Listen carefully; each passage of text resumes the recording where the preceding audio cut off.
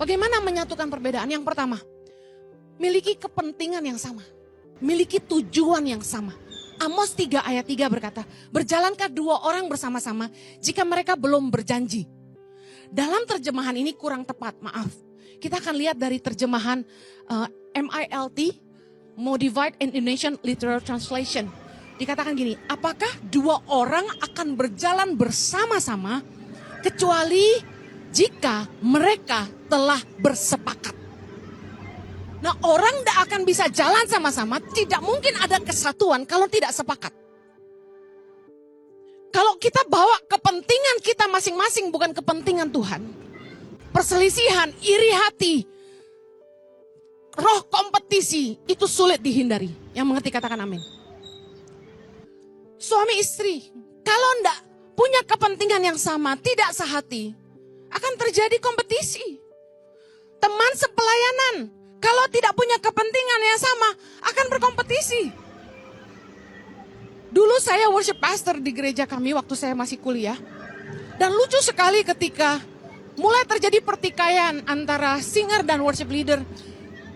Tentang siapa yang dijadwal paling banyak. Orang suka iri hati, mendengki. Padahal begini, kepentingannya harus sama. Kita di sini buat apa? Kita di sini untuk melayani raja segala raja. Kita enggak pusing siapa yang Tuhan pakai, harusnya kan gitu. Nah, roh kompetisi jelas melawan firman Allah. Kita enggak perlu bersaing. Kita harus sama. Kita bersatu untuk Tuhan. Amen. Alangkah memalukan kalau dunia lihat ada pertengkaran di antara hamba-hamba Tuhan. Karena itulah saya selalu minta, tolonglah jemaat Tuhan enggak usah meresponi orang-orang yang mengata-ngatai saya. Saya hargai kasih jemaat buat saya. Tapi alangkah baiknya kalau kita tidak menambah kericuhan yang ada dengan pendapat kita yang berbeda. 1 Korintus 3. Judulnya tentang perselisihan. Ayat 3 bilang gini, karena kamu masih manusia duniawi. Sebab jika di antara kamu ada iri hati dan perselisihan, bukankah hal itu menunjukkan bahwa kamu manusia duniawi, bahwa kamu hidup secara manusiawi? Firman Tuhan Rasul Paulus mengajar kita bahwa kalau kamu tuh masih hidup dalam iri hati dan perselisihan, berarti kamu manusia duniawi. Manusia rohani tidak mengejar hal-hal yang seperti ini. Perselisihan harusnya tidak boleh ada. Filipi 2 ayat 21 berkata gini, sebab semuanya mencari kepentingannya sendiri, bukan kepentingan Yesus Kristus. Kalau kepentingan sendiri, akibatnya ini, perselisihan, iri hati. Gereja siapa lebih besar? Gereja siapa lebih mewah? Pengikut siapa paling banyak? Jadi fokusnya nggak esensi duniawi gitu loh. Tapi kalau kita berlomba-lomba seperti yang Rasul Paulus katakan, kita ini seperti dalam gelanggang pertandingan, marilah setiap orang bertanding, berlomba, mengejar panggilan surgawi. Artinya gini, kita berlomba-lomba memenangkan jiwa.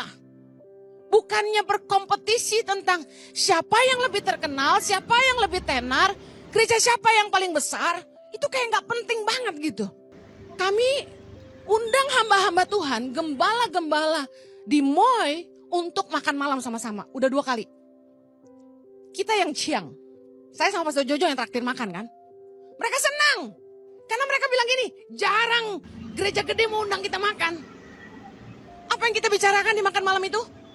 Kita tanya sama Pastor Andrew, Gembala GSS, gimana bro? Kamu baik-baik aja? Ada masalah apa?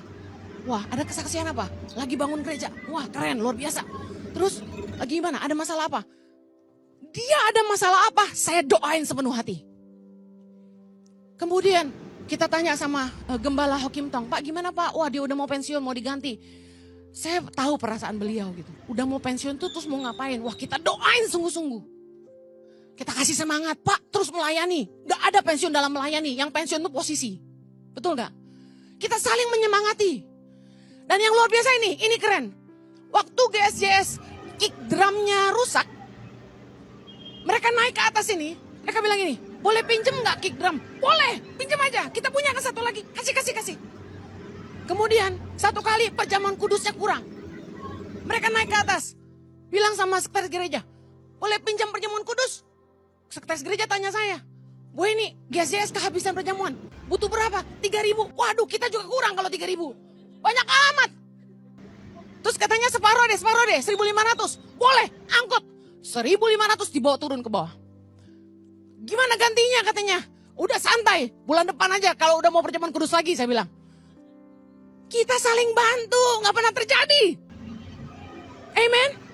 Hati kita harus sama untuk kepentingan Kristus. Bukan buat cari nama. Amen.